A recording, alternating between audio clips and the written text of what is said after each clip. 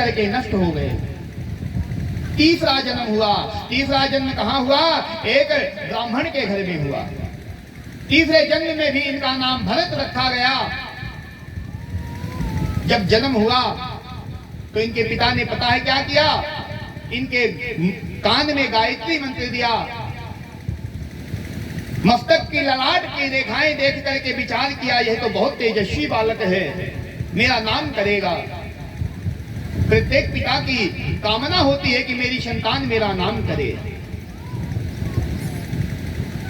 कुछ बड़े हुए तो कहते हैं भरत, इस जन्म में भी इनका नाम भरत रखा गया। जब बड़े हुए तो इनके पिता ने इनको कहा, बेटा ग्रह शांति याद कर लो, गायत्री मंत्र याद कर लो। भरत जी ने कहा, इस ग्रह शांति से और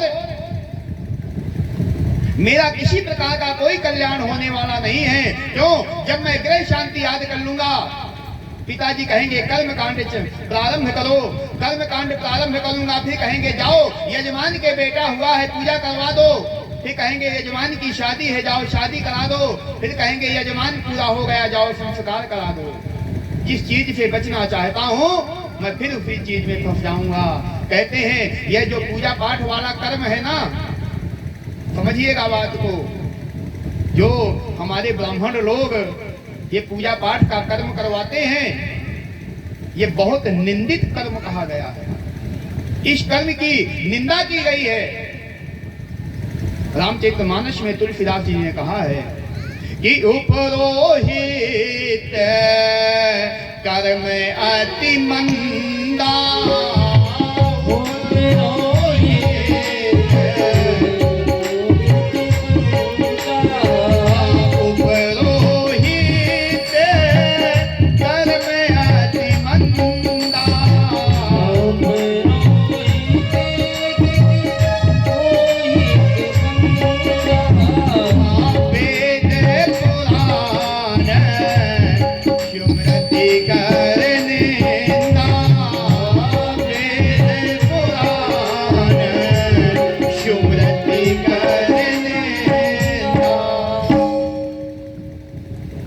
वेद पुराण भी इसकी निंदा कहते हैं।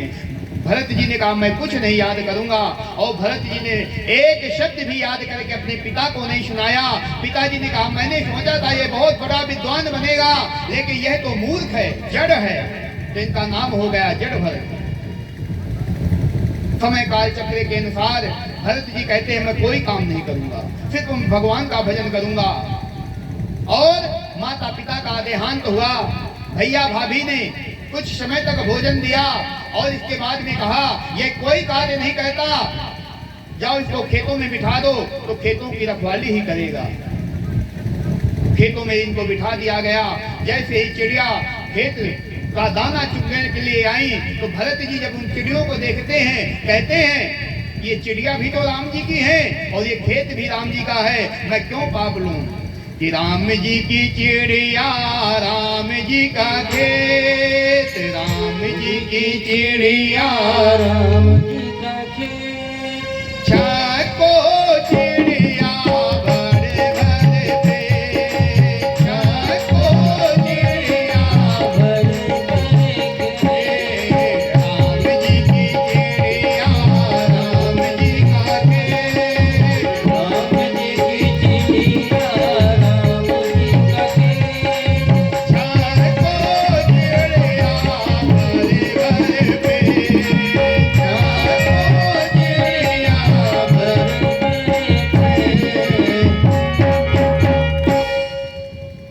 नहीं मना करूंगा, मैं क्यों पाप लूं?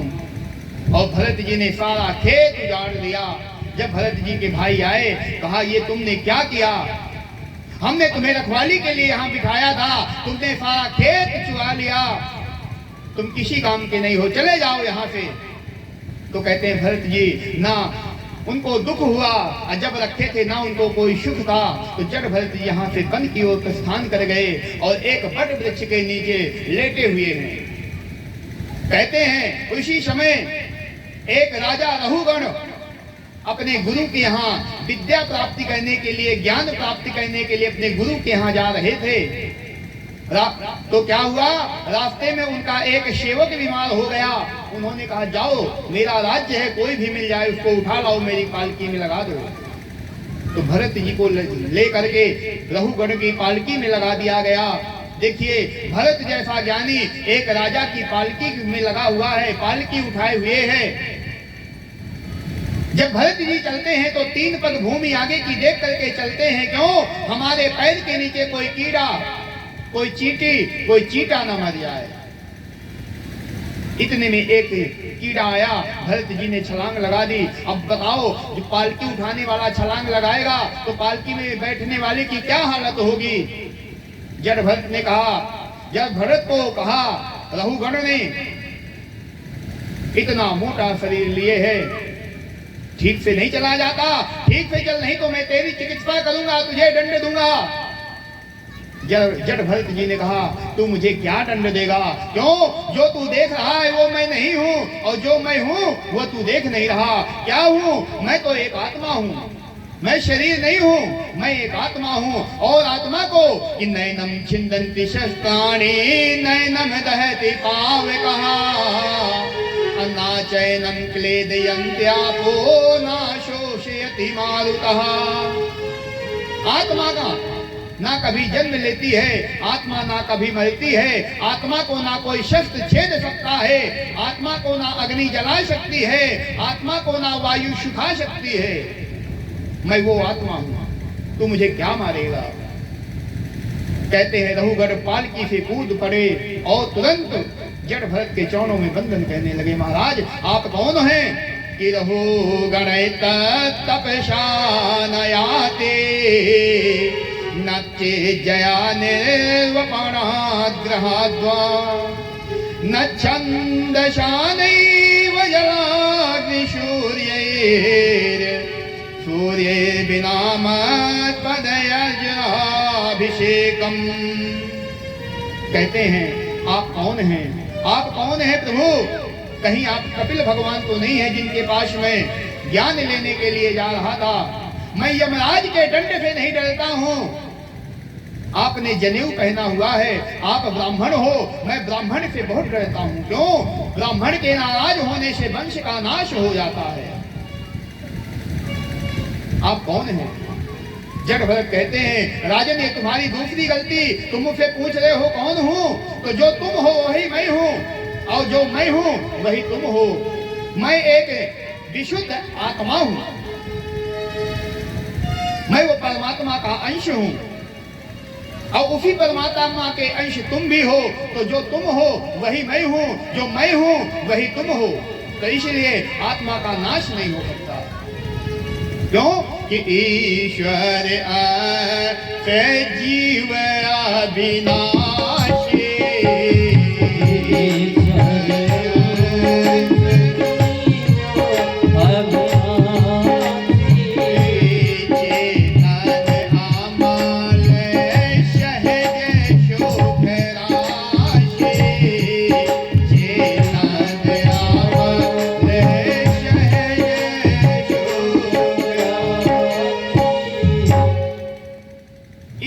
अंश जीव अविनाशी। हम उस अविनाशी के बालक हैं तो मर ही नहीं सकते।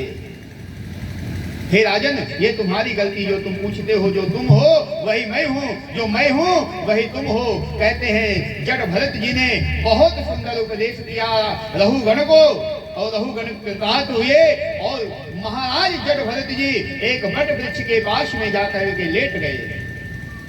सुखदेव स्वामी कहते हैं हे राजा परीक्षित, जड़ भरत का शरीर पता है कैसा है, कितने मोटे हैं, ताजे हैं, विशाल काय शरीर है कि तुलसी बिरवा बाग का सींचत ही मुरझाए, आराम भरोसे जो रहे पर्वत पर हरियाए। हम अपने घर में तुलसी का वृक्ष लगाते हैं, तुलसी का पौधा लगाते हैं, सुबह जल देते हैं, शाम को जल देते हैं, चुनरी से ठंड में ढक देते हैं कि सूख ना जाए, फिर भी वो सूख जाता है।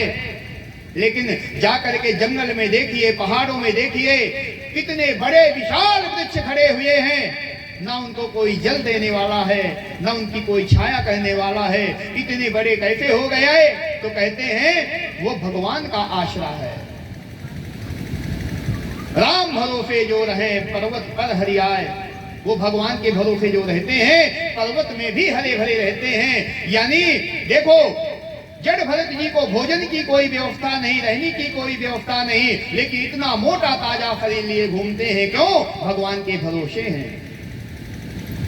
सुखदेव मुनि कहते हैं, हे राजा परीक्षित, एक दिन उसी जंगल में चोरों के राजा ने मन की जो अभिलाषा थी पूरी हुई, तो उसने माता काली से वरदान मांगा था कि मेरी मनोकामना पूरी होगी तो मैं बलि चढ़ाऊंगा।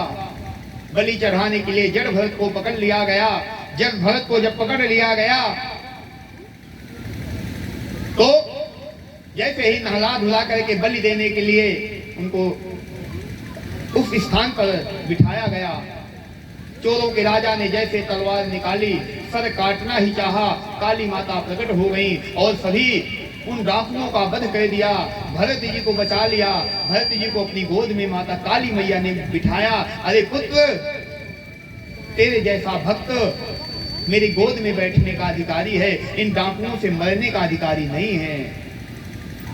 देखिए, भरत जी को भगवान की प्राप्ति कब हो जाती? तीसरे जन्म में हो जानी थी, लेकिन जरा सा मन भटक गया था, मन लग गया हिरण के बच्चे में, तो वो जन्म भी खराब हुआ, दूसरा जन्म भी खराब हुआ, अब तीसरे जन्म में भगवान की प्राप्ति। तो कहते हैं अपने मन का कभी विश्वास नहीं करना चाहिए। गीता में भगवान कृष्ण से अर्जुन ने कहा है, हे भगवान, आप कहते हो मेरा मनन कर, मेरा चिंतन कर, मेरा मन निधिध्यासन कर, कैसे करूं?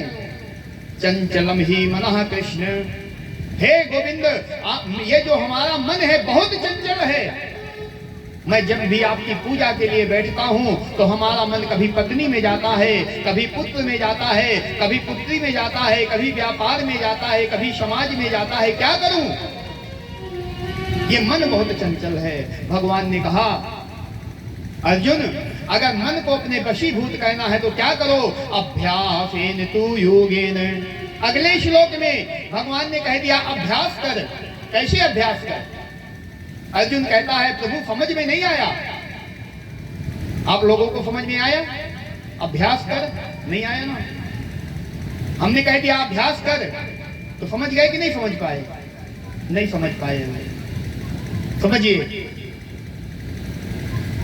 भगवान कहते हैं एक छोटा सा बालक है, वह अपने माता पिता से इतना प्रेम करता है कि विद्यालय नहीं जाना चाहता। जब पहली बार विद्यालय भेजते हैं तो कोई बालक आराम से विद्यालय जाना चाहता है क्या? नहीं जाना चाहता। क्यों नहीं जाना चाहता? उसको अपने माता पिता से बहुत ही स्नेह है। माता पिता को छोड़ करके वह एक पल के लिए भी उनका त्याग नहीं करना चाहता। माता पिता पहले दिन उसको प्रलोभन देते हैं, मिठाई इत्यादि देते हैं। जब मीठा से भी नहीं जाता तो उसको 2 थप्पड़ भी मारते हैं और उसको विद्यालय भेजते हैं। वह बालक पहले दिन विद्यालय जाता है 1 घंटे रहता है, दूसरे दिन विद्यालय जाता है 2 घंटे रहता है, तीसरे दिन विद्यालय जाता है 3 घंटे रहता है। एक समय ऐसा आता है कि वह बालक सुबह जाता है और शाम को आता है। बालक तो वही है। क्या बालक बदल गया? नहीं बदला। माता पिता बदल गए? नहीं बदले। तो ये विद्यालय क्यों जाने लगा? कहते हैं उसका अभ्यास हो गया। तो अगर पूजा में मन नहीं लगता तो क्या करो? अभ्यास करो। हमारा पूजा में मन नहीं लगता, पता है हम क्या कहते हैं? आज पूजा में मन नहीं लग रहा, माला रख दिया, कल करेंगे। ऐसे ही तो कहते हैं ना। आज पूजा का मन नहीं है, कल करेंगे। कल पूजा का मन नहीं है, परसों करेंगे। इसलिए कभी हमने जीवन में अभ्यास ही नहीं किया, इसलिए हमारा मन भगवान की पूजा में नहीं लगता। तो कहते हैं भगवान में अगर मन लगाना है तो यह चंचल जो मन है इसको भगवान गोविंद के चरणों में लगाओ और अभ्यास करो। किसी भक्त का कितना सुंदर भाव है। वह राधा रानी से प्रार्थना करता है, हे राधा, हे राधिके, हे गोविंद, मेरे मन को अपने चरणों का दास बना लो। कि राधे तेरे चरणों की पग धूल जो मिल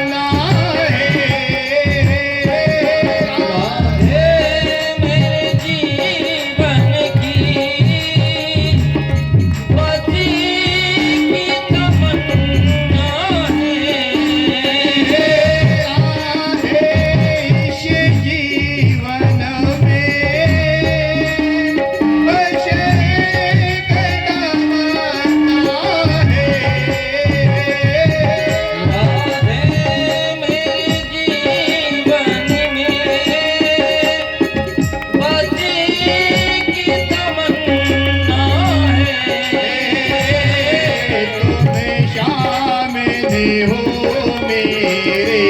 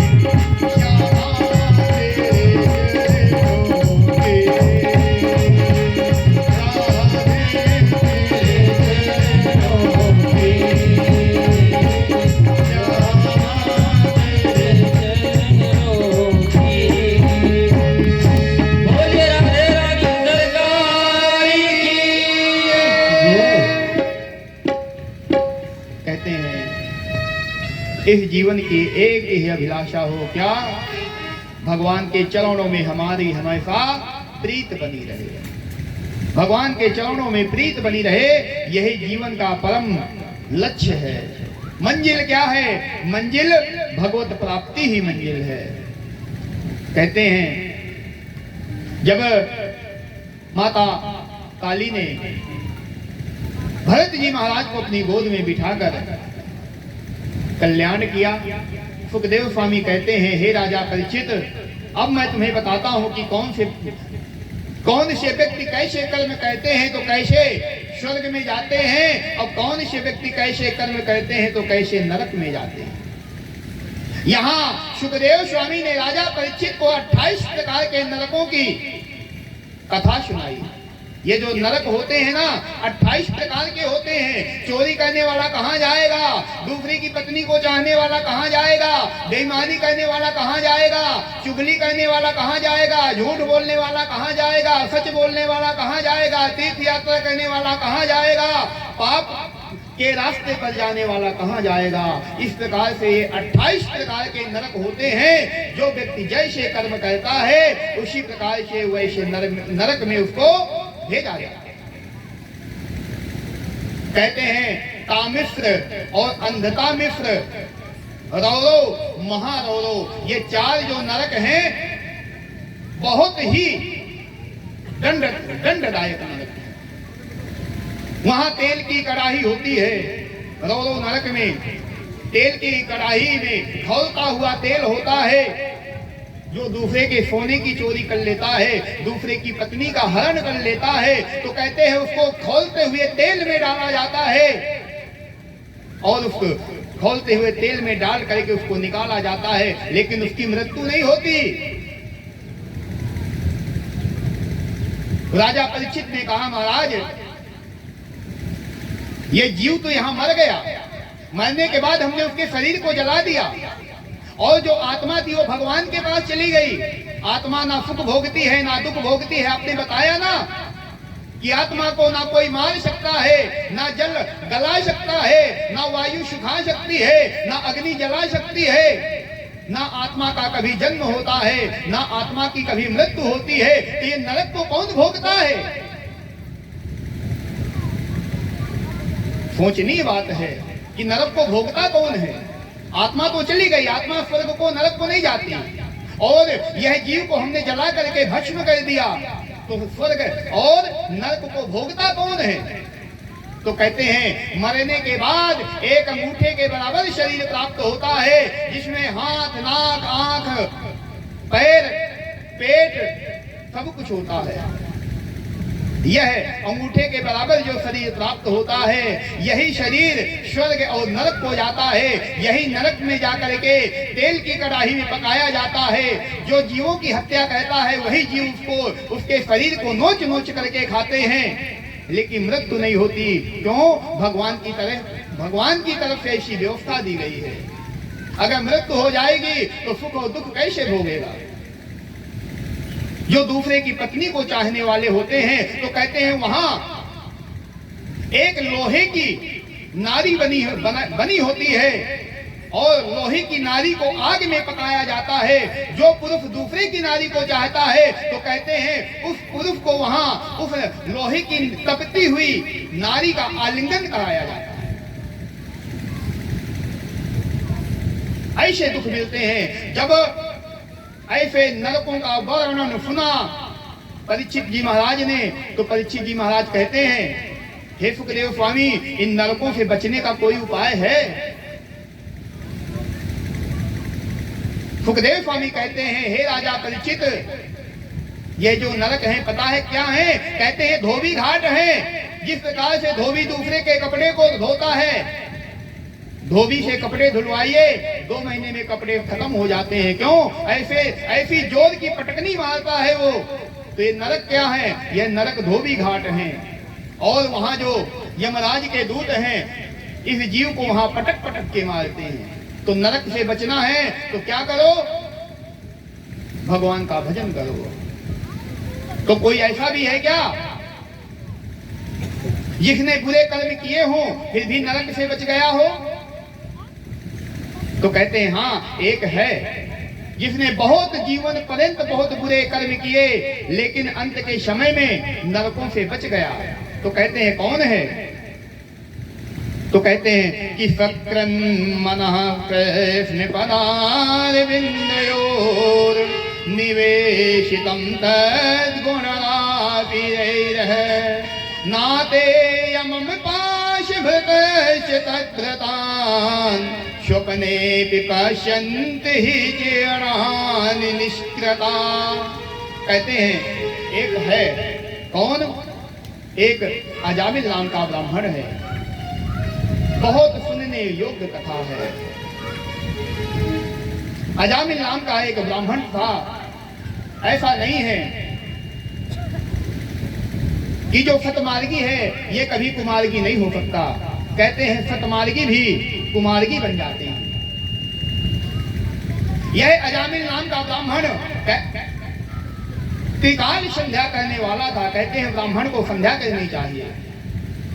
प्रातः काल जो ब्राह्मण नित्य क्रिया से निवृत्त होकर के संध्या का वंदन नहीं करता, गायत्री का जाप नहीं करता, कहते हैं वह ब्राह्मण तेजहीन हो जाता है और संसार में उसकी निंदा होती है और मरने के बाद उसको नरक में डाला जाता है। जो ब्राह्मण की योनि में पैदा होने के बाद, जनेऊ पहनने के बाद जो ब्राह्मण गायत्री का जाप नहीं करे, तो ब्राह्मण को गायत्री का जाप करना चाहिए।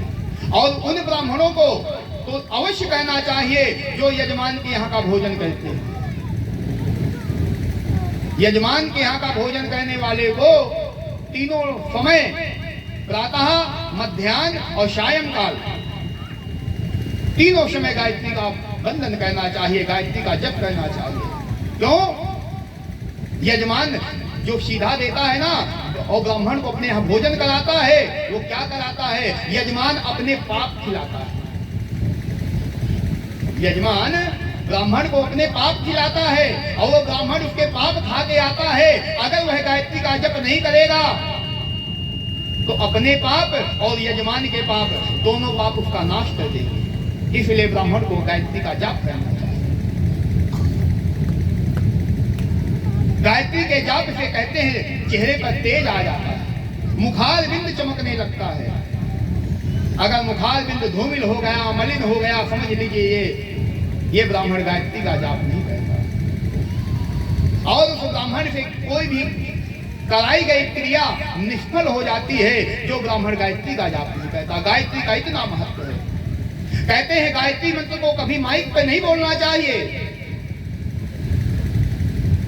बहुत ही मार्मिक बात है।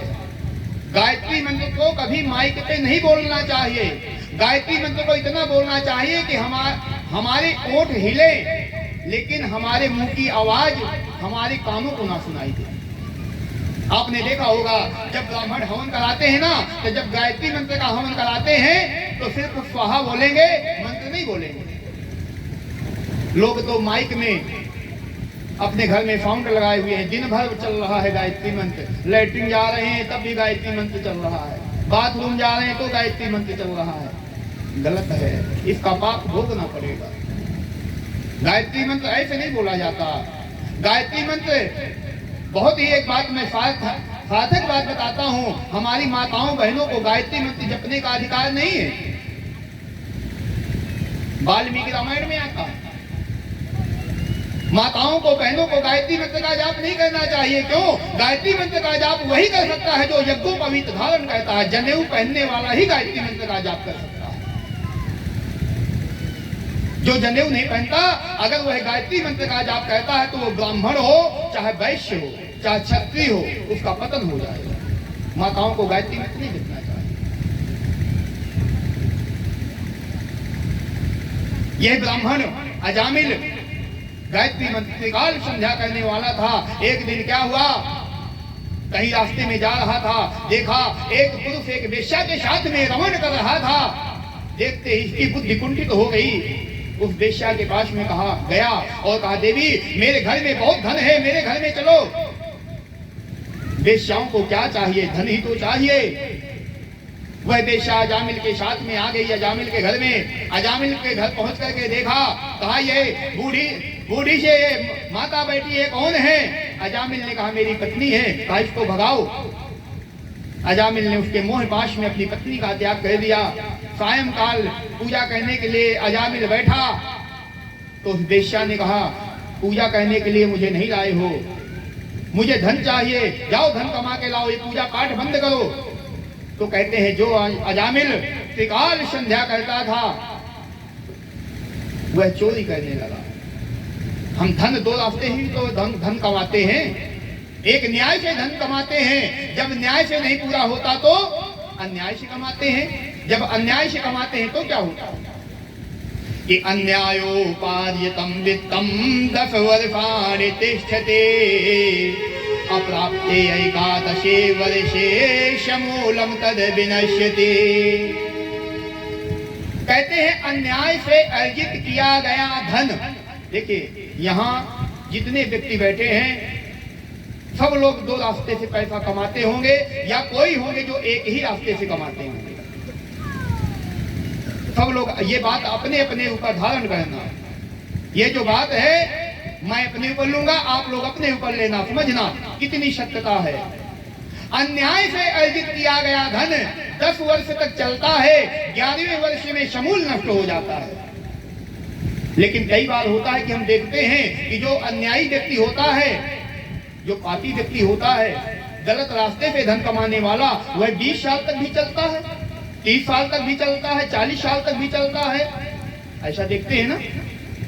10 साल में नहीं समाप्त होता तो क्या होता है? कहते हैं या तो 10 वर्ष में समाप्त हो जाएगा। अगर 10 साल में समाप्त नहीं हुआ तो क्या हुआ? वह धन जो अन्याय से कमाया गया है वह इतनी विकृतियां ला देगा घर में, शरीर में इतने रोग लगा देगा, पत्नी को चरित्रहीन बना देगा, बेटी को चरित्रहीन बना देगा, बेटा को अन्यायी बना देगा। या तो वो 11वें वर्ष में वो धन सारा समाप्त हो जाएगा। अगर नहीं समाप्त हुआ तो शरीर में इतने रोग लग जाएंगे और आगे की जितनी बातें बताई हैं सारी बातें हो जाएंगी। याद करिए, हम अपने जीवन में कई लोगों को ऐसे जानते हैं, आप भी जानते हो, जो कहते हैं ना हम बैगन नहीं खा सकते, घी नहीं खाएंगे, डॉक्टर ने मना किया है, दूध नहीं पिएंगे, डॉक्टर ने मना किया है। समझ लो ये वही वाले हैं। इसलिए कभी अन्याय के मार्ग का जो धन है मत कमाओ। अगर कमाओ भी तो अपने घर लेकर के मत आओ, क्योंकि अन्याय का कमाया गया धन तुम्हारे वंश को बर्बाद करके रख देगा। पहली बात, अन्याय का धन मत कमाओ। अब कमाओ तो बाहर ही खर्च करके आओ, अपने संतान को मत खिलाओ। यह अजामिल अन्याय के रास्ते पर चल गया, सारा दिन चोरी डकैती करने लगा। एक दिन की बात है, कुछ संत अयोध्या जी जा रहे थे। सायंकाल हुआ, उन संतों ने कहा महाराज इस गांव में हम रात्रि व्यतीत करना चाहते हैं। कोई ऐसा सज्जन व्यक्ति हो जिसके यहाँ हमें भोजन प्रसाद इत्यादि मिल जाए। तो गांव में कुछ लोग होते हैं परिहास करने वाले, व्यंग करने वाले, सभी गांव में होते हैं। कुछ व्यंगात्मक लोग होते हैं, कितना भी अच्छा करो वो कुछ ना कुछ कमी निकालेंगे।